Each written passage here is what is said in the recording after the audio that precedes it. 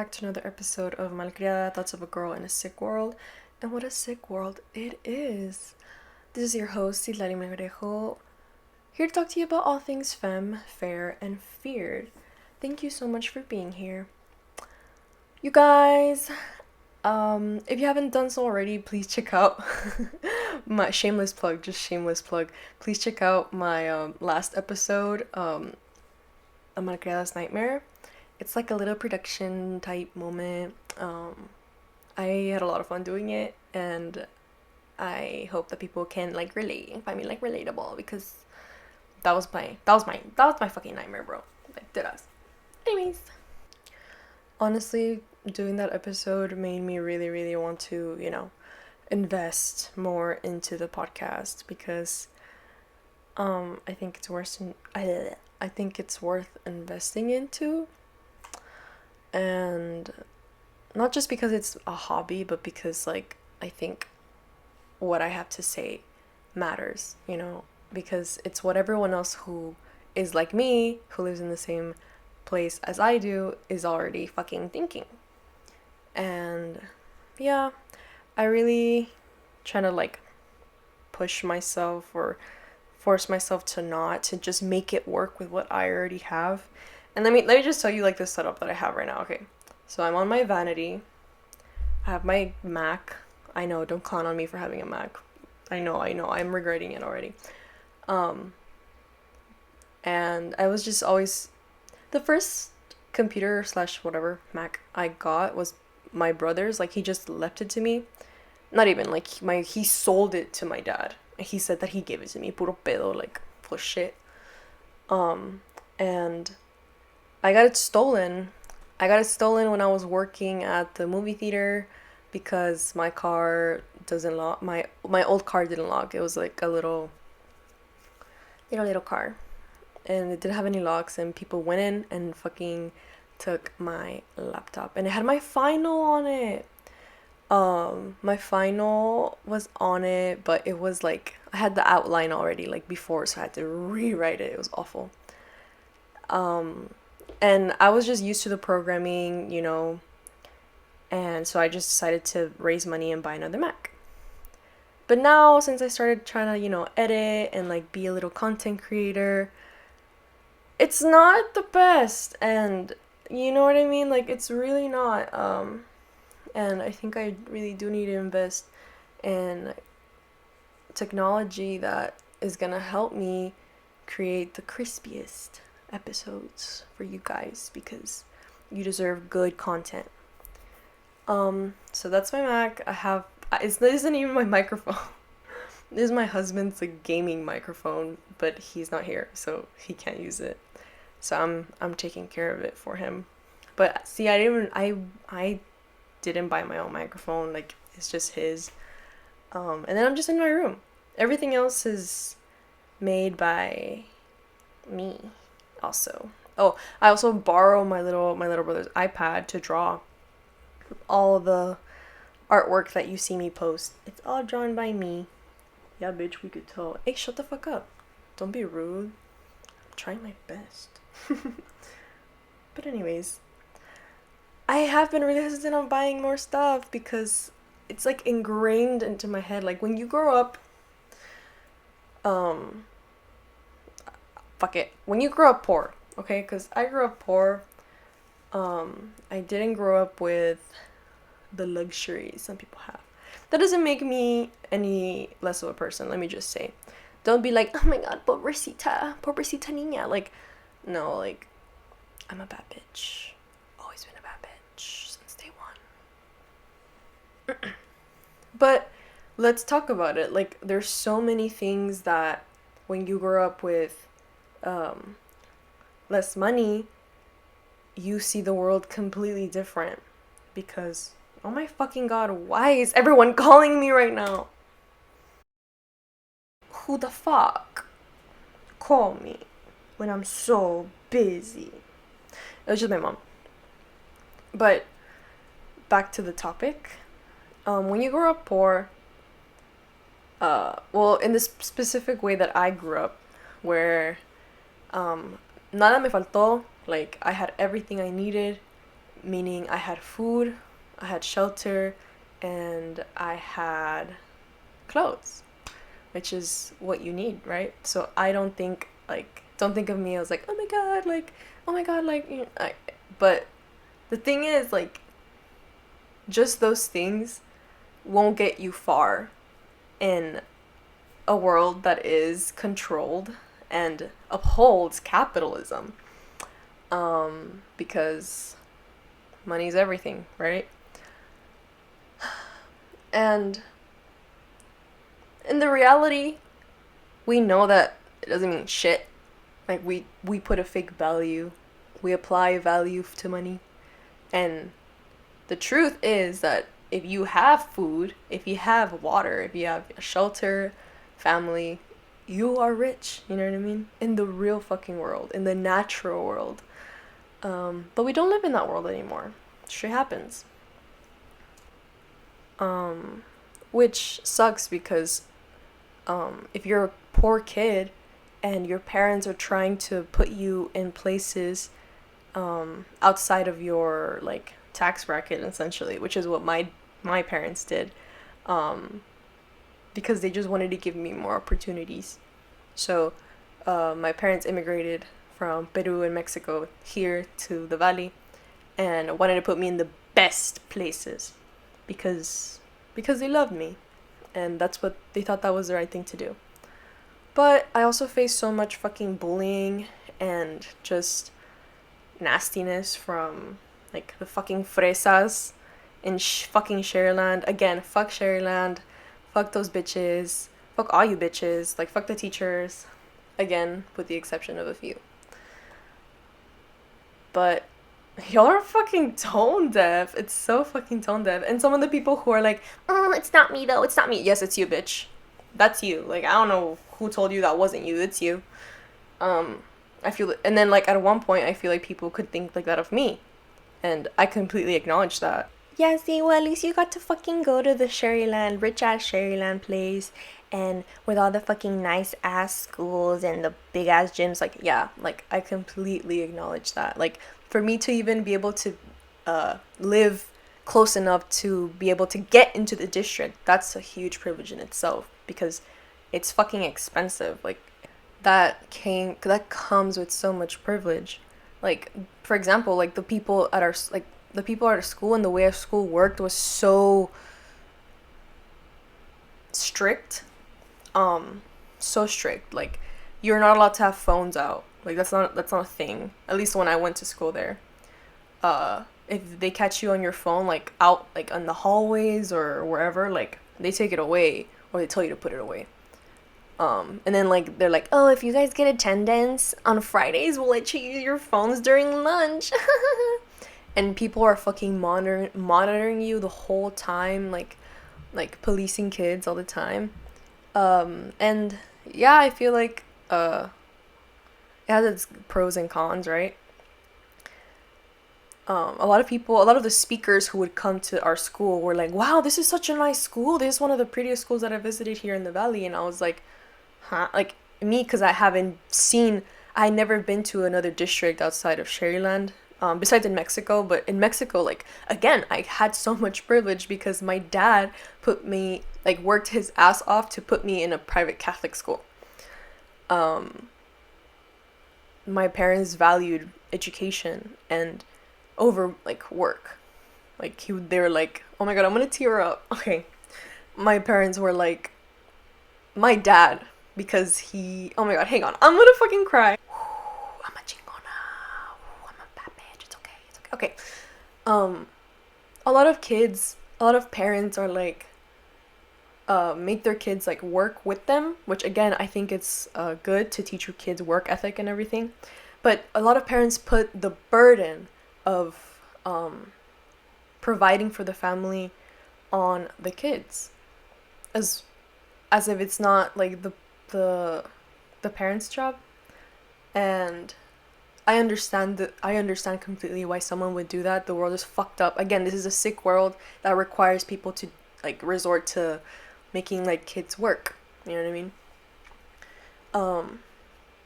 But when it goes wrong, I feel like it's when they make them only work, and don't encourage them to chase after what they're passionate about, no matter what it is. And that's the only thing that I think makes it different.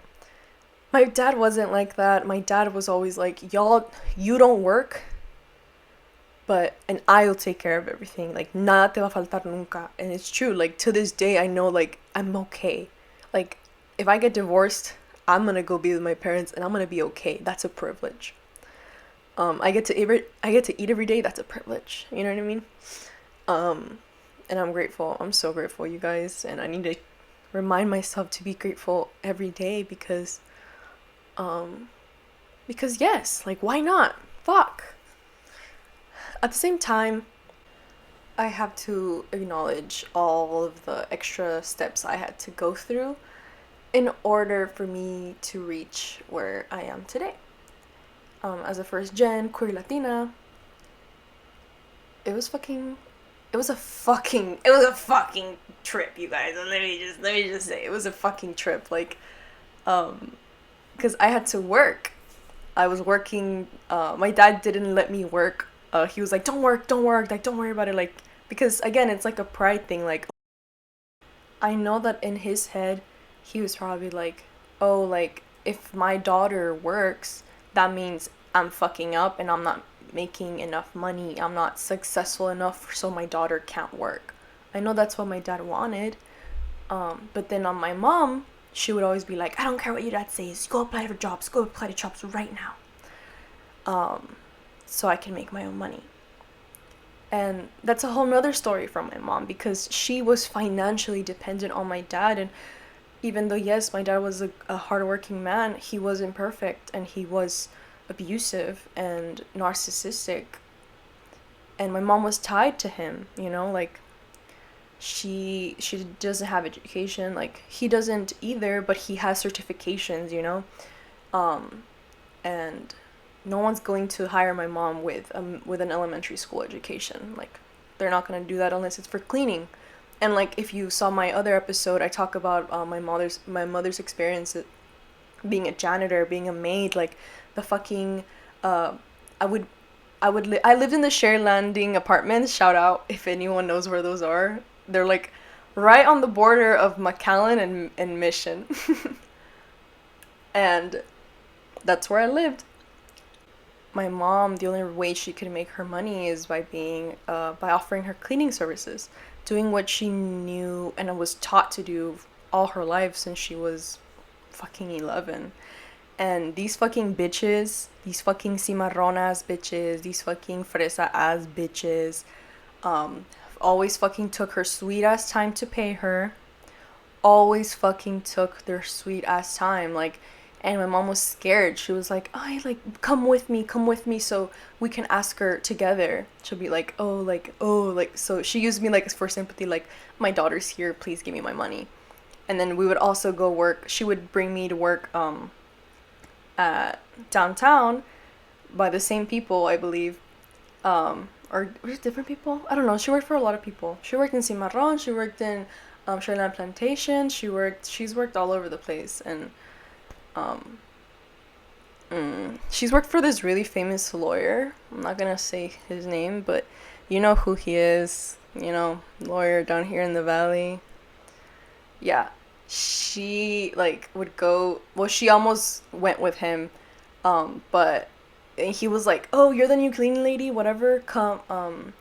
Look, I'll show you my house." And he toured her house. She showed him a tour of his house in a bathrobe. And then later, like, the other lady who she would go work with, like, the other little maid, she would go work with, she was like, fuck, okay, I should probably explain it better. Okay, so my mom was one of the housekeepers, and she would partner up sometimes with another lady who was a housekeeper. So that lady ended up staying working for that lawyer, and my mom didn't, because, like, she got a bad vibe. She was like, fuck no, I'm not gonna work for you. My mom's a witch, just so y'all know. She comes from a lineage of witches. Like, I should probably make an episode about that. Note to self. Anyways, it came out that the lawyer fucking was like abusing the fuck out of his wife, and the wife like reached out to the lady, to the housekeeper lady that did stay. She was like, please help me, like I don't know where to go, like I don't know what to do, like he's abusive or whatever. I'm like, oh, that's really interesting. That's really interesting that, and this is just a side point, this is not the main point of the podcast, or the episode. Like, it's just really interesting to me how like you rich ladies uh ignore the fuck and mistreat your workers, but when you need your emotional support, who do you go to? Tu chacha, ¿verdad? Ah, sí. Oh, okay, okay. If you have problems with your husband, if they're having problems with their husband, who's the person that they talk to? The housekeeper. My mom has so many stories of y'all's moms. Y'all don't even know. Y'all don't even fucking know. And I guess this is like a good time to say this. We need to treat and pay immigrants more what they deserve, because people, you know what these rich people fucking do, and you know what they think, you know how they think, they're like, the fucking cleaning services here in the US are so expensive. I know, I'm gonna get someone in Mexico to come and fucking clean my house and pay her less, because it's a blessing. It's a fucking blessing that I'm gracing her with American money. Fuck you, bitch. Fuck you. Pay her, pay your workers as much as you would pay someone here in the US to do it. If you want to help like immigrants, if you want to help, like if you don't want to be a fucking like bitch and you want to be an ally, instead of being like, that's really expensive to give to someone here, even though it's expensive or whatever, it's worth it. And that money, that same amount of money, I'm gonna pay it to the immigrant worker. Don't pay them less. Why would you pay them less? Because you don't fucking value them enough. Because you think this is a good enough amount of money for them. This is so much money to them. Bitch, you think money means different things to different people? Like, it's not gonna change the value. You need to pay people what they deserve and what they're worth. Cleaning is one of the hardest fucking jobs, dude. It never ends. And here's the thing, like, there's fucking people who want like housekeepers only once a week, but guess what? In 1 week, houses get so fucking filthy. And I know, as a fucking someone who lives by themselves right now in her fucking house, it's so much for one person, and they're probably fucking doing like the work for the parents and the kids. Like, let that sink in. But I digress. Yeah. Essentially, the world sucks, right? But we already fucking knew that. And it's hard. Like, people are out here, like, trying to survive and living under the stages of capitalism, post-capitalism that we're living in right now, that everything just seems like a fucking joke at this point. How can we keep our brains? How can we not lose our minds and just say, fuck it, I don't care? In a world where people think that buying inexpensive clothes off of Shein and Amazon makes you equally as evil as the 1% that literally uses newborns' foreskin for anti-aging purposes while simultaneously destroying the planet, how can we avoid losing our fucking minds, guys? How can we avoid feeling that immense guilt that Jeff Asbestos and Elon Musty should be feeling? How can we avoid becoming the same capitalistic pigs we hate so much? Because you know that a lot of Latinos, once they hit a certain tax bracket, they become the literal people that they quote unquote hate so much. So let's get into it, okay? First of all, I feel like we have to have a little, reality check. Capitalism is not going anywhere, guys. Let's be realistic. First there was the monarchy, then there was feudalism, then democracy or whatever. There's always going to be some people at the top, and there's always going to be some people at the bottom. Unless we literally revolutionize and overthrow all the evil billionaires and government officials, which we won't. We're too divided and can't agree on anything. Not to mention that most of the people who are victims of the system actually choose to embrace it. We can't force them to listen to us. We can't force a total class consciousness. Everyone has to find their own journey. Some will never learn, and some might learn too late. I think the best thing I could do for that is to just keep advocating for each other. Like, keep reminding people that, hey, like, you don't have to work for this little. You are worth a livable wage, you know? That's what we have to keep fucking grinding into fucking people and say it at the top of our lungs until we fucking are blue in the face or whatever. I'm gonna keep saying that until whatever. I don't care who I'm around with. Like, I'm not a fucking politician, like I said. Like I said many times, so I can say whatever the fuck I want. And yeah. But guess what, you guys? Guess what? This isn't your fault. You, literally you, listening to this right now. Sometimes you might feel like the whole fucking world, the state of the world, is your fault. You were born in what? 2000, 2001, 2002? I think the world was already fucked up before then, right? Yes. My therapist says this a lot. Like, when I'm like being super pessimistic, not pessimistic, when I'm blaming myself for everything, I'm like, oh, kind of trigger warning. I'm gonna like talk about like the things that I think when I'm like on my mental breakdowns.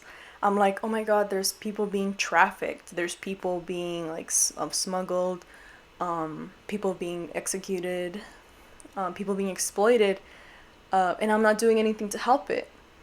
I'm doing what I can without fucking burning me out. And I have plans to contribute to my community in the future. I recently have created a plan for my passion project, which I won't talk about right now because I don't want the haters to sabotage me. No, I'm kidding. I don't have haters. I do not have haters. If anything, my haters are my family members. Anyone else that quote unquote hates me, they're just like confused. Like, you don't hate me. You think I'm cute. And I think you're cute too. Anyways. Yeah, when I talk about haters, it's probably like my fucking family that talks shit. Like, people just don't shut up. Like, they hate on me because I'm a bad bitch. They hate on me because I don't have kids and I don't plan on having kids and I don't have creepy, abusive husbands. Sorry, not sorry. It's not my fault. Anyways. Yeah, it's not your job to save the world. And my therapist tells me this all the time. She's like, let's challenge your thinking. Is this really your fault? Is it really your fault that people are being trafficked? Is it your fucking fault that this is happening? No, it's not. People have been doing that since the beginning of time. And when people go to therapy, you know, and heal themselves is the only way that they will be able to stop this. And that's all we need to do, guys. But before that, this is for you. This is to tell you how to, I guess, rewire your brain and thinking in different ways. So, let's start. Number 1, there's no such thing as 100% ethical consumption or existence in general, you know? Even for small businesses, there isn't like an ethical consumption because guess what? Like, let's say they're a small business. You're like, oh, I don't want to contribute to exploiting people. Okay, small business. You can find the negative in everything. You can find the shittiness in everything. Like, oh, a lot of small businesses like aren't green because being green, being 100% like recyclable and that's expensive. It's not accessible to anyone, and it's not their fault. You know what I mean? We can't blame people and crucify them because none of us are doing the right thing 100% of the time, right? We can't. You know what I mean?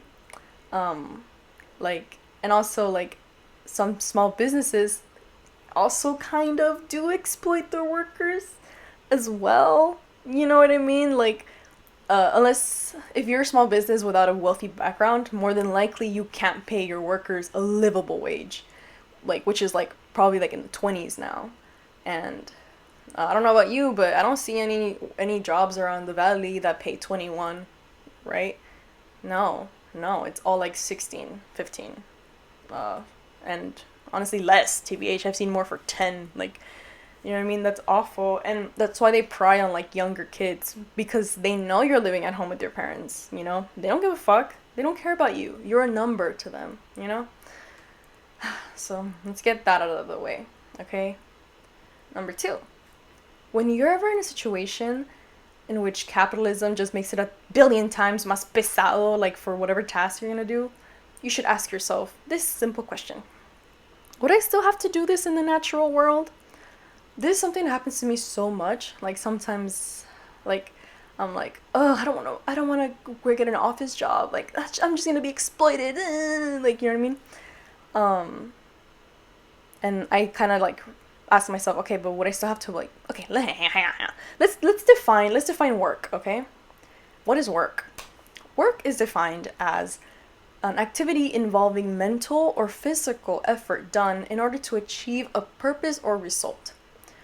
So, I asked myself, would I still have to work in the natural world? Yes. I would still have to go gather my berries. I would have to still clean my house. I would still have to go um, create like something to go trade it or to whatever. You know what I mean? Like, work is inevitable, no matter the context that is in. We just happen to be in this fucking shitty dimension, you know? Yeah. What's another thing that I wonder? Oh, sometimes when I'm feeling sad and down and depressed and unmotivated, I'm like, ugh, why do I even bother to like create my podcast or like create anything in general? Like everything's already made, like everything's just recycled garbage, whatever. And I know that I shat on identity culture, but hey, everyone needs their representation, you know? And I'm not talking about just like in the media, you know, I'm not talking about like, oh, we need representation for everything and everyone. Like, I've come to the conclusion that it's realistic that because of the people in power in media, that's why we're not, you know, represented as well. I'm gonna represent myself, you know what I mean? Like, I need that. I'm desperately yearning, and if there's something that's not there, maybe it's you that's missing. Maybe that's you.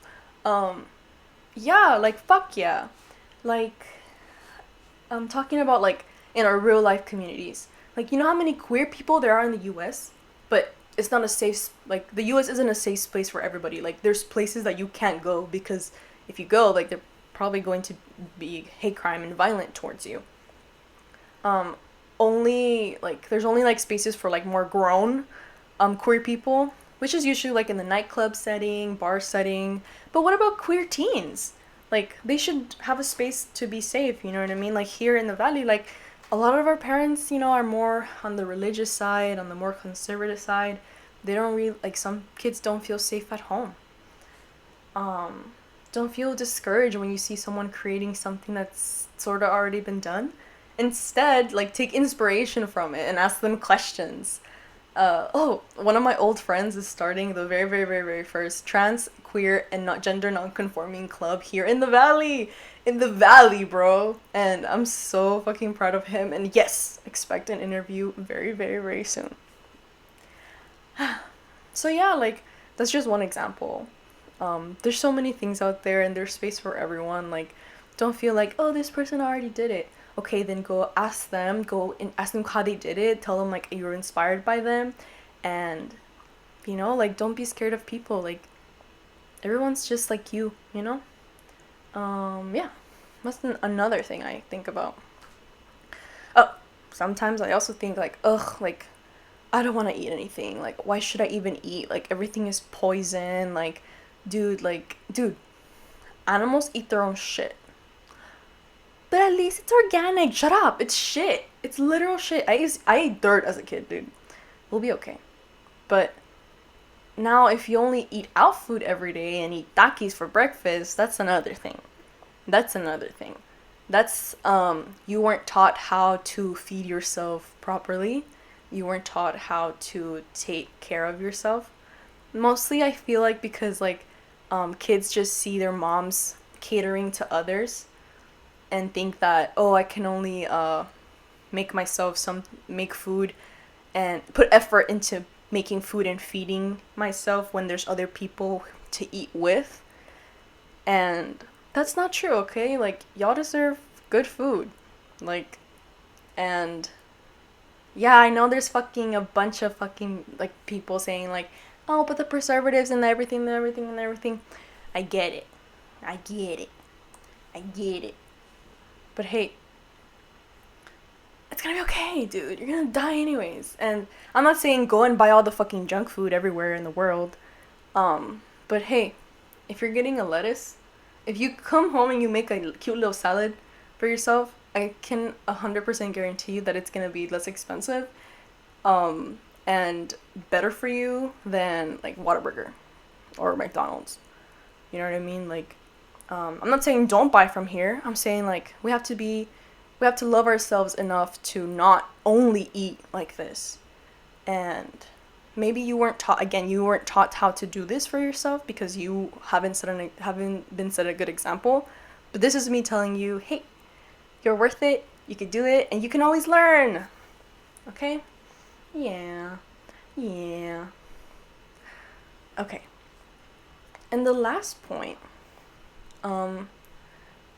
people love to say like, oh, it's because people are just lazy and that's why they're not where they want to be. I think like laziness doesn't exist. I genuinely think that, because when I'm like lazy, it's just me being like unmotivated to live, dude. Like, let's be real and honest here. Like, I don't want to do anything because I don't see the point. You know, I don't see the point, but the point is, the whole point of anything is to just see how it works out. That's it. And yeah, like, sometimes, like, you're probably like right now, let me guess, you're probably in your room, you're probably looking around, it's kind of messy, maybe not the way you want it to be, and looking at it and thinking of getting up just feels like the worst, because it's just gonna get messy again, and it's just gonna happen all over again. You know what I mean? I get it. It's tough. It's hard, especially in the times that we're living in. But you deserve to see how much, like, you deserve to see your potential through. Every person has the potential to do everything. And I know, I completely understand that not everyone has, like, the same opportunities as others. But I don't think people, like to say, like, if you're uneducated, it doesn't mean that you're not smart. If you are, if you don't have a lot of money, that doesn't mean that you're not rich. You know what I mean? Yeah, like, capitalism is real, privilege is real, white supremacy is real, racism is real, all of that is real. I'm never gonna deny that. Because it's gonna be harder. It's harder for us, you know what I mean? It's harder for women, it's harder for femmes, it's harder for impoverished people, it's harder for just marginalized communities. But look at all the things that we do, regardless. And I think that's inspiring, and I feel like I owe it to the people who came before me, you know? Like, I need to keep it going, and I'm gonna pass on the baton, and the world, whatever, ending, whatever, it's gonna happen. It's okay. Death, it's part of it. Like, yeah, it's okay. We're all gonna die anyways, you know what I mean? Don't rush to it so much. Like, don't worry, hey, it's gonna come. But I don't know, like, I want to see, there's so much potential down here. There's so much potential in all the kids. Like, I got to work with kids and, like, younger people when I was in college. I was a financial aid instructor, and I would see people, like, be like, no, I don't know. But the way they would talk and the way they, like, they would, like, carry themselves, and the other passions that weren't academic, like, I saw that, and it made me so excited for them, but they just needed someone's help, someone's push. We need to rely on each other again. We need to rely on our community again. And I feel like if we do that, it's all gonna be okay. And essentially, that's what quote-unquote communism is. I'm not gonna say communism. I'm gonna say communal living, because communism is kind of whitewashed. I'm not gonna lie, but you're not ready for that. You guys aren't ready for that. You're not ready for that. I'll talk about that in another episode, because, like, all the little Karl Marx bitches, like, especially the men, like, they're so elitist, dude. As if all that shit wasn't stolen from fucking indigenous communities. Like, give me a fucking break. Yeah. But anyways, you guys, that's all I had for you today. I hope that you took at least some inspiration in this. Like, and hey, I've been where you are. Like, literally yesterday, I was like, oh my God. But then I saw, like, the comments on my TikTok. People were being so kind to me, and they were like, hey, dude, I feel like this too. And it made me feel less alone. And it's amazing. Like, this is a community podcast. This is a podcast. Like, that's it. Like, that's all I want. That's the point of everything. Just for all of us to be together, help each other, vibe, fucking have parties, dude. Yeah, pinche. Yeah, fuck yeah, dude. All right. Thank you so much for listening to another episode of Malcriada, Thoughts of a Girl in a Sick World. And what a sick, sick world it is. This was your host, Citlali Mangarejo, signing off.